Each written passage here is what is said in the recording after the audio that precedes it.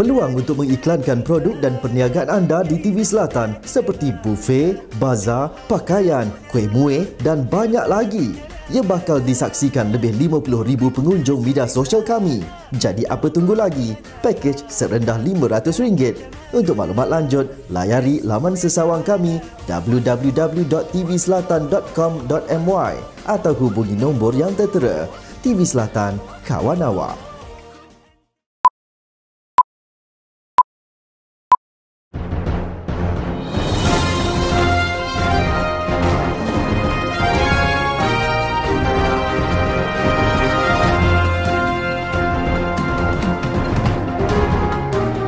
Antara paparan menarik dalam edisi Buletin Selatan 20 Jun 2015. Pengasas seni silat lincah Omar Din meninggal dunia. Singapura terkejut pilihan Malaysia tamatkan terminal HSR. TMJ berkenan solat Jumaat pertama Masjid Kota Iskandar. MT Orkim Harmoni selamat tiba di Pelabuhan Kuantan. Dan akhir sekali, turunkan pemain tidak layak JDT2 didenda RM5,000. Assalamualaikum dan salam sejahtera. Pendekar Malaysia Tan Sri Omar Din Mauju meninggal dunia di Hospital Tawakal awal pagi ini akibat komplikasi buah pinggang. Menurut anak Allahyarham, Senator Datuk Megat Zulkarnain, pengasas Pertubuhan Seni Silat Lincah Malaysia, berusia 74 tahun itu meninggal dunia pada 3.20 pagi ini setelah 15 hari menerima rawatan di hospital itu. Menurutnya, sebelum ini arwah menghidap barah tulang. Daripada barah itu, arwah bapanya mengalami komplikasi buah pinggang dan telah mendapatkan rawatan di Hospital Tawakal selama 15 hari.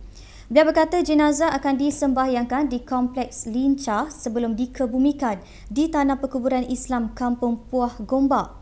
Allahyarham meninggalkan isteri Puan Sri Raja Aziza, Raja Ahmad Shah dan 2 anak lelaki. Allahyarham Omar Din dipilih sebagai penerima pertama Anugerah Pendekar Malaysia pada Julai 2011. Anugerah khas itu diwujudkan melalui Kementerian Penerangan, Komunikasi dan Kebudayaan ketika itu sebagai pengiktirafan tertinggi negara kepada bidang seni mempertahankan diri. Singapura terkejut dengan kenyataan Suruhanjaya Pengangkutan Awam Darat SPAD bahawa ia memilih untuk menamatkan terminal kereta api berkelajuan tinggi HSR di Kompleks CIQ Custom, Immigration dan Kuarantin di Johor Bahru. Menjawab pertanyaan media, jurucakap Kementerian Pengangkutan MOT berkata projek HSR yang menghubungkan Kuala Lumpur dan Singapura itu telah dipersetujui oleh kedua-dua negara pada pemukiman pemimpin 2013 dengan kajian dilaksanakan oleh kedua-dua negara berkenaan. Tahun lepas, Malaysia memutuskan untuk menempatkan terminal HSR Kuala Lumpur di Bandar Malaysia manakala MOT berkata Singapura akan mempunyai terminal di Jurong East. Perdana Menteri Singapura Lee Hsien Loong memaklumkan perkara ini kepada Perdana Menteri Malaysia Datuk Seri Najib Tun Razak pada pemukiman pemimpin Singapura Malaysia pada tahun ini dan lokasinya turut diumumkan pada sidang media bersama oleh kedua-dua pemimpin tersebut. Tambah jurucakap MOT, penutupan terminal HSR Johor Bahru tidak akan mencapai matlamat tersebut. Jurucakap itu berkata kedua-dua pihak sedang membincangkan model operasi dan komersial projek itu. Jurucakap itu berkata langkah ini akan memberi autonomi kepada Malaysia ke atas perkhidmatan transit domestik untuk memenuhi keperluan dalam negeri Malaysia selain kedua-dua negara bekerjasama berhubung perkhidmatan HSR rentas sempadan. Mengenai sistem transit rapid RTS Johor Bahru Singapura, beliau berkata kedua-dua negara hanya dapat menentukan jenis dan jajaran landasan selepas kedua-dua lokasi terminal disahkan. Singapura memaklumkan kepada Malaysia pada Jun 2011 bahawa terminal di Singapura akan terletak di stesen Woodlands, North Thomson East Coast Line. Bagaimanapun, MOT belum menerima pengesahan rasmi lokasi terminal RTS Malaysia di Johor Bahru. Jurucakap itu berkata berbeza dengan apa yang dikatakan dalam media Malaysia oleh Pengerusi Jawatankuasa Kerja Raya, Luar Bandar dan Pembangunan Wilayah Johor, Dato' Insinyur Hasni Mohamad. Tidak ada perjanjian dengan Malaysia bahawa landasan itu merupakan jambatan tinggi. Tunku Mahkota Johor Tunku Ismail Sultan Ibrahim berkenan berangkat menunaikan solat Jumaat bersama-sama lebih 1,500 jemaah di Masjid Kota Iskandar, Nusa Jaya semalam. Kehadiran Tunku Ismail merupakan simbolik kerana buat pertama kalinya Masjid Kota Iskandar ditauliahkan untuk melaksanakan solat Jumaat. Turut hadir Setiausaha Kerajaan Negeri Datuk Ismail Karim, Penasihat Agama Islam Negeri Johor Datuk Nur Gadot dan Barisan Exco Kerajaan Negeri. Menurut Pengerusi Jawatankuasa Agama Negeri Johor, Abdul Muttalib Abdul Rahim, beliau bersyukur dengan kehadiran jemaah yang luar biasa dan berharap masjid tersebut dapat digunakan sebaiknya oleh para Muslim dan Muslimat. Tapi Alhamdulillah, kedatangan para jemaah ahli qaryah hari ini pun agak meluas, maklumat tu agak meluas dan sambutannya pada hari ini begitu ramai. Dan insyaAllah masjid ini boleh memuatkan seramai lebih kurang 2,200 orang dalam satu masa. Untuk salat Jumaat dia boleh memenuhi sekitar 2,200 para jemaah. Dan insyaAllah berterusan, dan saya juga menjemput dan mempersilakan muslimin dan muslimat sekalian yang ada di kawasan ahli qaryah kawasan Nusa Jaya ini supaya pada hari Jumaat yang akan datang bersama-sama mendirikan solat fardu Jumaat di masjid kawasan pentadbiran Kota Iskandar ini. Kehadiran solat Jumaat kali pertama yang dibuat di Masjid Nusa Jaya ini iaitu amat membanggakan dan tidak disangka-sangka, yang mana saya rasakan pada hari ini dalam 3-4 sub saja. Tetapi Alhamdulillah hari ini macam di luar dugaan. Memang kemungkinan dengan kehadiran yang amat mulia Tunku Mahkota Johor kita pada hari ini dapat memberikan semangat kepada penduduk-penduduk yang berhampiran dengan ini untuk bersama-sama mengimarahkan masjid ini dan bersama-sama dapat solat Jumaat dengan Alhamdulillah pada hari ini ramailah sampai ke belakang, maknanya sampai ke stop belakang, maknanya lebih kurang saya ingat dalam tak kurang dari 1,500 orang lah. Tak kurang dari 1,500 orang, dan saya amat berbesar hati dapat melihat keadaan ini. Mudah-mudahan ianya dapat berterusan hinggalah ke masa-masa yang akan datang, insya-Allah. Tanpa beliau, sempena bulan Ramadan ini, masjid tersebut juga akan digunakan untuk menunaikan solat sunat tarawih. Masjid Kota Iskandar yang telah mula beroperasi pada 14 Jun lalu untuk solat fardu mampu memuatkan sehingga 1,850 jemaah dalam satu masa. Menjadi petanda laluan masuk ke pusat pentadbiran Kerajaan Negeri Johor, Masjid Kota Iskandar dibina bagi menyambung kegemilangan seni bina bangunan Sultan Ismail dengan peruntukan kos sebanyak RM54 juta. Keindahan masjid ini terselah melalui jendela langit yang diperbuat daripada kaca yang menjadi mercu tanda bangunan, selain 6 menara yang indah dengan rekaan yang elegan. Dihiasi dengan seni ukiran indah ayat-ayat suci Al-Quran serta berkonsepkan keislaman di setiap ruang dinding, masjid ini juga terdapat sebuah taman di atas bumbung yang boleh memuatkan sehingga 1,100 jemaah. Untuk Ramadan, untuk pertama kalinya Masjid Nusa Jaya kita adakan solat Jumaat bersama-sama sempena menyambut Ramadan ni. Pada saya Alhamdulillah lah, kita dapat sama-sama sembahyang Jumaat untuk pada hari ini ramai-ramai untuk warga negeri Johor dan sekitar Nusa Jaya. Alhamdulillah. Elok sangatlah sebab masjid ni dekat kepada orang-orang yang berdekatan dengan sini kan. Kalau tak pergi sembahyang kat tepi runtuh agak kecil dah sempit lah. So bila pelancaran masjid ni memudahkan lagi lah orang ramai dan para pekerja yang kat luar, yang mana berdekatan sini semua berkumpulan kat sini kan. Jadi lebih elok lah, tempat pun selesa, fasiliti semua okey. Untuk paparan berita selanjutnya, kita kembali lagi selepas ini.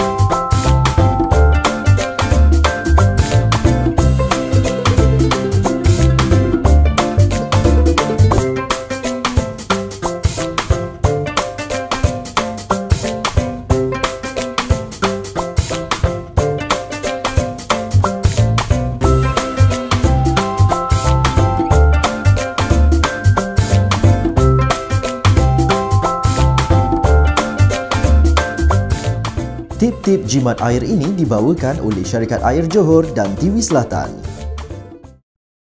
Penggunaan baja Real Strong dimulakan pada awal pembangunan sehingga sekarang. Saya menggunakan baja Real Strong selama 3 tahun. Penghasilan yang tinggi, hasilnya bertambah baik. Pilihlah baja biokimia Real Strong hari ini. Kembali semula. Kapal tangki MT Orkim Harmony yang membawa 21 anak kapal selamat tiba di Pelabuhan Kuantan pagi ini. Menurut jurucakap Agensi Penguatkuasaan Maritim Malaysia APMM, kapal berkenaan selamat berlabuh pada kira-kira pukul 7.50 pagi tadi di dermaga Petronas pelabuhan berkenaan. Kapal yang membawa muatan 6,000 metrik tan petrol RON 95 bernilai RM21 juta itu pada awalnya dijadualkan tiba pada pukul 2 pagi tadi, namun tiba lewat setelah mengalami kerosakan pada salah satu enjinnya. Pada 11 Jun lepas, kapal berkenaan terputus komunikasi dengan pangkalan pada 8.57 malam di timur Tanjung Sedili, Kota Tinggi di Johor. Pada 18 Jun, kapal itu berjaya dikesan, telah dirampas dan ditukar nama asalnya Orkim Harmony kepada Kim Harmon. Semalam kesemua 22 anak kapal tangki MT Orkim Harmony berjaya dibebaskan kira-kira pukul 2.30 pagi menerusi rundingan Tentera Laut Diraja Malaysia TLDM dengan perampas kapal berkenaan. Bagaimanapun, seorang daripada kru kapal iaitu tukang masak cedera di peha kerana ditembak perampas dan telah diterbangkan ke Hospital University Sains Malaysia untuk mendapatkan rawatan lanjut dengan menggunakan helikopter. 3 pesawat dihantar untuk menjejaki perampas yang melarikan diri daripada kapal tangki MT Orkim Harmony. 8 lelaki warga Indonesia yang dipercayai perampas kapal itu telah ditahan oleh pihak berkuasa Vietnam berhampiran Pulau To Chu, selatan Vietnam semasa cuba meloloskan diri daripada pemburuan pada 6.30 pagi. Pihak TLDM dan APMM ketika ini masih menunggu pengesahan daripada pihak berkuasa Vietnam sama ada 8 lelaki yang ditemui berhampiran perairan Vietnam pagi ini adalah perampas kapal tangki Malaysia.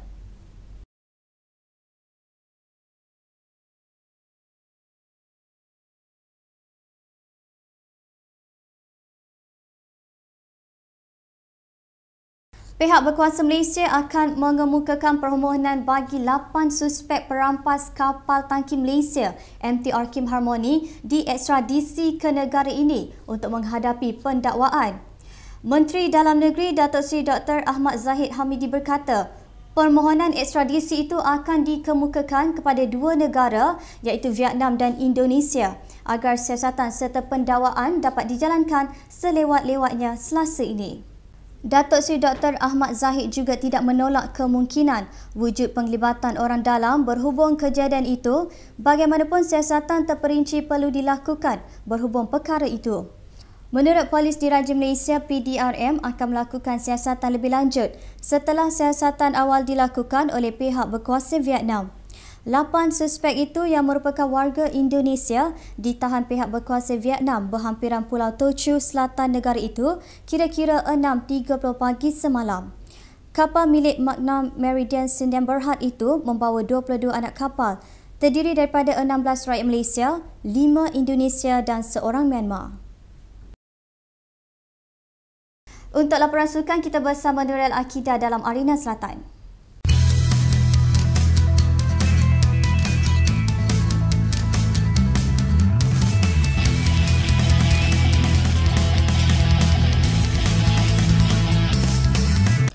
Pasukan Johor Darul Takzim 2 JDT2 didenda RM5,000 dan dilucutkan hak bagi perlawanan separuh akhir kedua Piala FA menentang Lion 12 kerana kesalahan menurunkan pemain yang tidak layak. Persatuan Bola Sepak Malaysia FAM dalam kenyataannya berkata, jawatan kuasa tata tertib FAM memutuskan tindakan JDT2 pada perlawanan itu di Stadium Majlis Perbandaran Pasir Gudang 22 April lepas didapati melanggar kod tata tertib FAM berkenaan ketidaklayakan. Bagi hukuman yang tidak boleh dirayu itu, JDT2 bagaimanapun tewas 0-2 kepada juara Piala FA 2015 Lion 12 pada perlawanan tersebut. FAM bagaimanapun tidak mendedahkan nama pemain terbabit. Sementara itu, FAM turut menggantung penyerang import pasukan Terengganu Paulo Rangel selama 6 bulan berkuat kuasa hari ini. Jawatankuasa Tata Tertib FAM dalam mesyuaratnya memutuskan bahawa Rangel didapati bersalah menendang bola ke arah penolong pengadil tambahan kedua dan menolak badan pengadil. Pemain kelahiran Brazil berusia 30 tahun itu melakukan kesalahan tersebut ketika perlawanan separuh akhir kedua Piala FA antara Terengganu dan Lion 12 di Stadium Sultan Mizan Zainal Abidin, Kuala Terengganu pada 16 Mei lepas. Rombakan kedua mungkin dilakukan ke atas skuad Harimau Malaya selepas diaibkan 0-6 pada perlawanan kumpulan A kempen kelayakan Piala Dunia 2018 menentang Palestin Selasa lepas. Rombakan sebelum ini pernah dibuat oleh Ketua Jurulatih Kebangsaan Dollah Saleh selepas skuad bimbingannya menentang Tottenham Hotspur dalam aksi persahabatan antarabangsa. Setiausaha Agung Persatuan Bola Sepak Malaysia FAM Datuk Hamidin Muhammad Amin berkata, satu mesyuarat akan diadakan untuk membincangkan mengenai prestasi merudum skuad kebangsaan. Menurutnya, rombakan yang akan dibuat kali ini juga berkemungkinan mengambil kira untuk memilih pemain yang lebih muda yang dilihat berpotensi dan menunjukkan prestasi yang baik untuk diserap dalam skuad kebangsaan. Beliau yang juga pengurus skuad kebangsaan berkata kedudukan Dollah masih kekal, namun ia bergantung kepada Presiden FAM Tengku Abdullah Sultan Ahmad Shah untuk membuat keputusan berhubung perkara berkenaan. Katanya buat masa ini beliau dan Dollah sedang menyiapkan laporan prestasi skuad kebangsaan untuk dibentangkan pada mesyuarat yang dijadualkan pada 10 Julai. 10 Julai akan menjadi tarikh penting buat pengendali Harimau Malaya Dollah Saleh sama ada dia akan terus diberi kepercayaan untuk menerajui skuad negara. Ekoran persembahan buruk anak buahnya sebelum ini terutamanya ketika tewas menentang Palestin dengan jaringan 6-0. Persatuan Bola Sepak Malaysia FAM menerusi Jawatankuasa Eksekutif melihat suatu perubahan mungkin perlu dilakukan. Menurut laporan akhbar utusan, sebarang tindakan akan bergantung kepada mesyuarat ESCO yang akan menjadikan laporan Dollah Saleh sebagai penentu keputusan. Kontrak Dollah bersama pasukan kebangsaan akan tamat pada hujung 2016. Mengikut KPI yang telah ditentukan FAM, skuad negara perlu layak ke Piala Asia 2019. Kemarin, Presiden Persatuan Bola Negeri Johor PBNJ Tunku Ismail Sultan Ibrahim membuat kenyataan tegas meminta skuad negara tidak lagi memanggil pemain Johor Darul Takzim JDT untuk menyarung jersey kebangsaan. Konsultan Bola Sepak Johor dan bekas pemain kebangsaan Sir Baget Singh turut mengkritik FAM kerana kegagalan menghadirkan sebarang peningkatan dalam skuad kebangsaan serta bawah 23 tahun.